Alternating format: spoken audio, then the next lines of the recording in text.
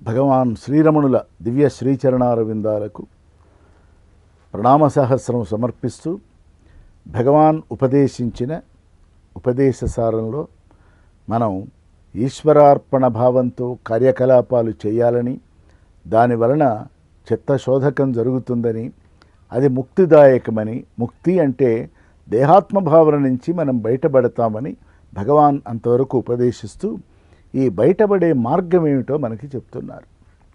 మనకు తెలిసినవే కాయవాంగ్మన కార్యముత్తం. కాయ అంటే శరీరం, వాక్కు మాట, మూడవది మనస్సు. ఈ పూజనం పూజ జపం ఇవన్నీ కూడా ఒక క్రమంగా చేసుకుంటూ వెళ్ళాలి. ఒకదానికంటే ఒకటి చాలా గొప్పది. ముందుగా దేహంతో చేసే పూజ కదా. కాయవాంగ్మన కార్యముత్తమం. ఒకదాని మించి ఒకటి ఉన్నాయి. ఓ విగ్రహం దగ్గర కూర్చుంటాం, అది విగ్రహమే, నిజానికి ఇది విగ్రహమే.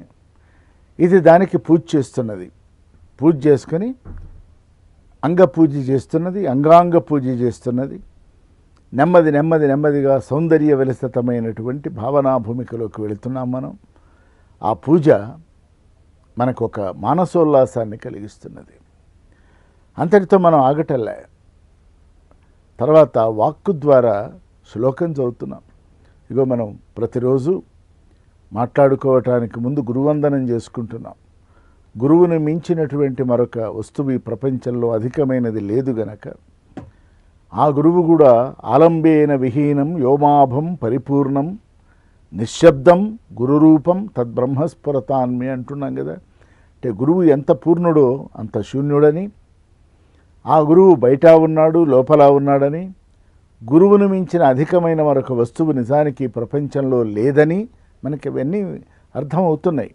కాబట్టి ఆ గురువుని సంస్తుతి పాత్రమైనటువంటి భాషలో భావంలో మనం ఆయన్ని అనుకోవాలి. ఆ అనుకోవటం అంటే అది స్తుతి. మాట ద్వారా, శరీరం ద్వారా చేసే పూజ ఒక ఎత్తు, వాక్కు ద్వారా చేసే స్తవము స్తుతి మరొకటి ఎత్తు. వీటి ద్వారా మనకు ఒక ఆంతరంగికమైనటువంటి ఒక ప్రక్షాళన జరుగుతుంది, ఒక శుభ్రత ఏర్పడుతుంది గనక, ఆ శుభ్రమైనటువంటి మనస్సు మనకు కావాలి గనక, ఆయత్తమైన అంటే సిద్ధమైనటువంటి చిత్తం కావాలి గనక, ఆయత్తమైన చిత్తమే మనకు అక్కరకు వస్తుంది గనక, ఇవన్నీ కూడా సాధనా మార్గాలు. చూడండి, ఏదో చిన్న పాట పాడటం కాదు, ఓ చిన్న శ్లోకం చదవటం కాదు. ఇక్కడ మనం చేయవలసింది ఏమిటంటే శరీరంలో ఉన్నటువంటి అనేకమైనటువంటి నాడులు, అనేక ప్రదేశాలలో they are all energy centres, they are all power centres. వాటిని ఉద్దీపనం చేయాలి. రాత్రంతా పడుకున్నాం, నిద్రపోయినాం, ఇంద్రియాలన్నీ పడుకొని ఉన్నాయి. పడుకున్నటువంటి ఇంద్రియాలన్నీ తెల్లవారగానే మేల్కొన్నాయి. కానీ వాటికి చైతన్యం కావాలి, ఇంకా శక్తి కావాలి, ఇంకా వేగంగా పరిగెత్తాలి. ఇవాళ మనం అంటామే బూస్ట్ కావాలి. ఆ బూస్టప్ కావాలి అంటే ఏం చేయాలి? పూజ చేసుకో, విగ్రహమే పెట్టుకో, మంచి పటం పెట్టుకో, నీకు నచ్చిన దేవుడి ఫోటో పెట్టుకో, కూర్చో, కాసేపు కూర్చొని ఆ విగ్రహం వైపు చూస్తూ ఉండు.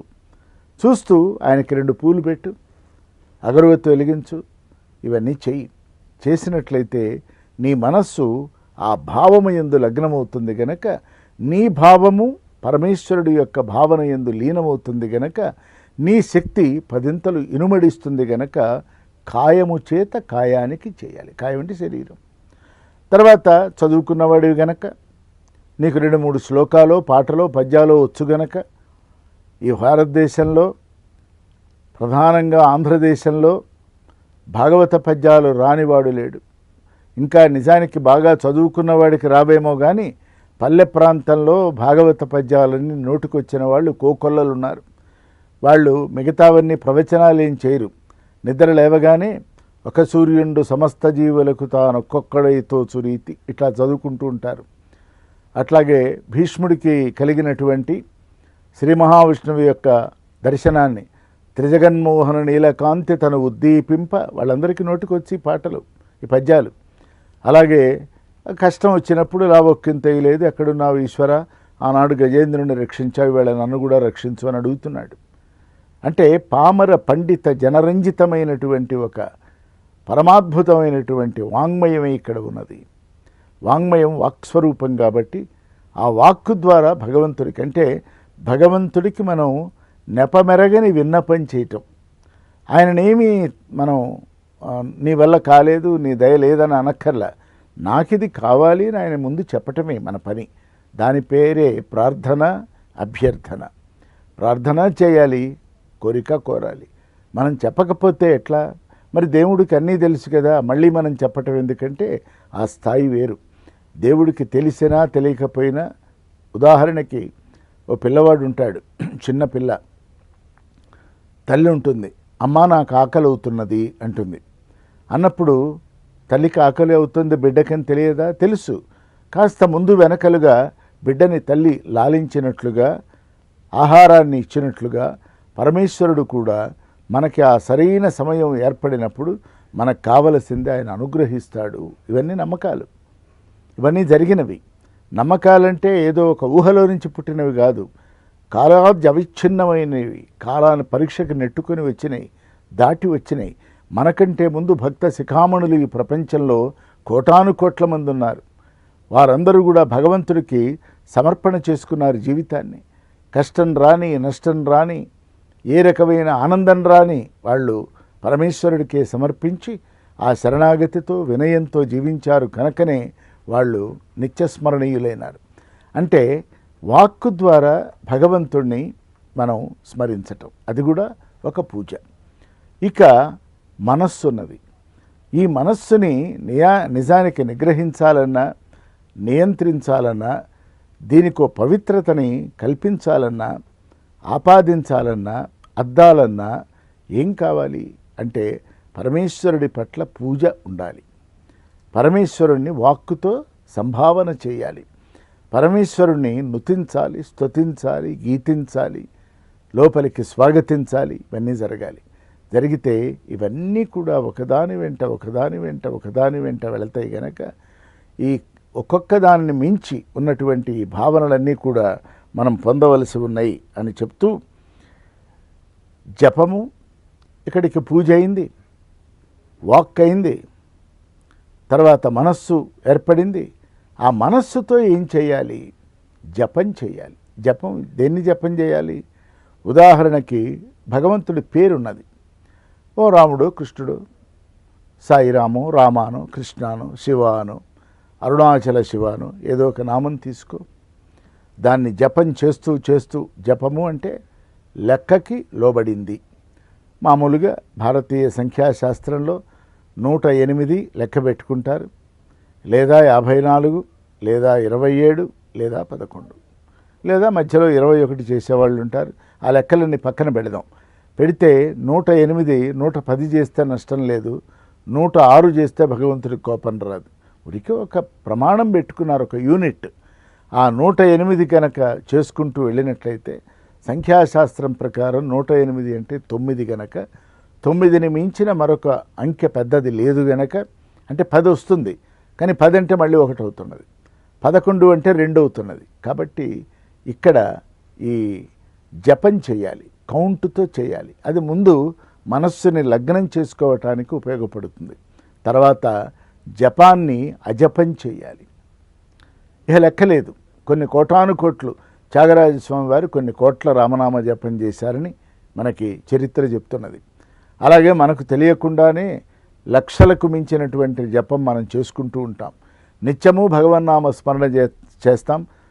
త్వచ్చింతనం త్వత్కథనం, నీ కథనే చెప్పుకుంటున్నాం, నీ గురించే ఆలోచిస్తున్నాం. ఇప్పుడు మనం చేస్తున్నది కూడా నిజానికి అదే. ప్రతిరోజు పూజ ఉందో లేదో, స్తుతిగీతాలు పాడుతున్నామో లేదో, లేదు మనస్సుని అర్పించామో లేదో తెలియదు, కానీ ప్రతిరోజు మాత్రం భగవంతుడి కథను చెప్పుకుంటున్నాం. భగవంతుని యొక్క భావాన్ని ఈ ప్రపంచానికి అందించే ప్రయత్నం చేస్తున్నాం. ఇది కూడా మామూలు విషయం కాదు. దీని తర్వాత జపధ్యానములు 2. జపధ్యానములు అంటే జపము అజపం కావాలి, కౌంట్లెస్ కావాలి. 108 అంటే మన చేతులున్నటువంటి మాల మీద నంబరు మీద మన మనస్సుండి అసలు విషయం పరిపక్వం చెందక నంబర్ అయిందా లేదా లెక్క పెట్టుకుంటాం.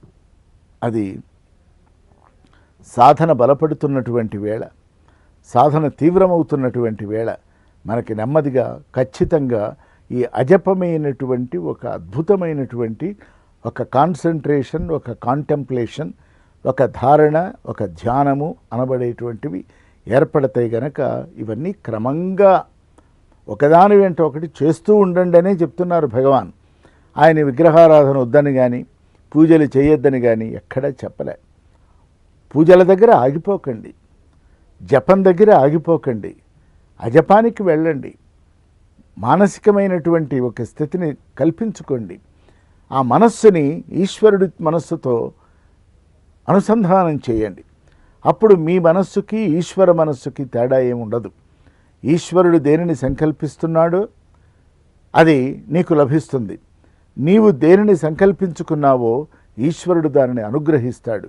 కాబట్టి ఈ జీవ పరమేశ్వరుడు ఇద్దరూ కూడా భిన్నంగా లేరని, అభిన్నంగా ఉన్నారని, ద్వైతంలో లేరని, అద్వైతంగా ఉన్నారని, అద్వయంగా ఉన్నారని, రెండుగా లేరని, ఒకటిగానే ఉన్నారని, ఈ జీవ పరమేశ్వరులు కూడా ఏకంగా ఉన్నారని మనకి ఒక తత్వబోధ విచారణా మార్గంలో చెప్పటానికి భగవాన్ శ్రీ రమణులు ఈ శ్లోకంలో మనకి విధానం కూడా చెప్పారు. పూజ చేసుకోండి, స్తవం చేయండి, అంటే చక్కగా స్తోత్రం చదువుకోండి. ఆ తర్వాత నెమ్మదిగా మనస్సుని పరమేశ్వరుడి యందు లగ్నం చేయండి. చేసిన తర్వాత ధ్యానంలోకి వెళ్ళండి. ధ్యానం చేయండి అంటున్నారు, చేసేది ధ్యానం కాదు, ఏమీ చేయకపోవటమే ధ్యానం.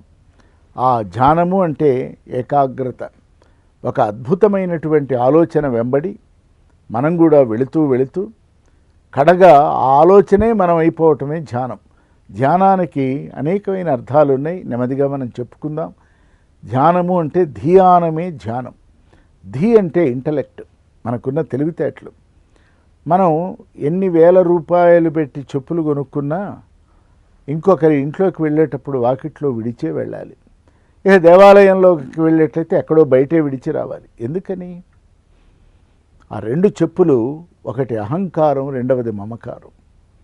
పరమేశ్వరుడి దగ్గర కూడా అహంకారంతో వెళ్ళటానికి, దేహాభిమానంతో వెళ్ళటానికి వీలు లేదు గనక ఆ రెండు బయట వదిలిపెట్టిరా. చాలా ఖరీదైనవి.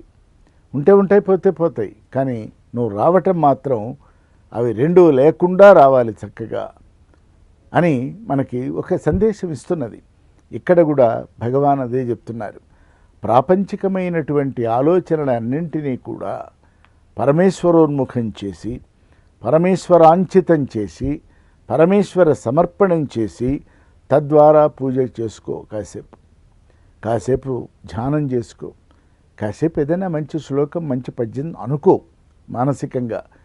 ఇవన్నీ చేస్తూ చేస్తూ వెళ్ళినట్లయితే నెమ్మదిగా అది నీకు ధియానానికి, నీ ఇంటలెక్ట్ మనకేమనిపిస్తుందంటే, మనకు చాలా డిగ్రీలు ఉన్నాయి, మనకు ముందు వెనక 2 PhDలు ఉన్నాయి, ఇక మనం ఎవరిని లెక్క చేయక్కర్లేదు అనుకుంటాం. లెక్క చేయాలి. ఎందుకంటే భగవంతుణ్ణి మించినటువంటి విజ్ఞాన సర్వస్వం మరొకటి లేదు.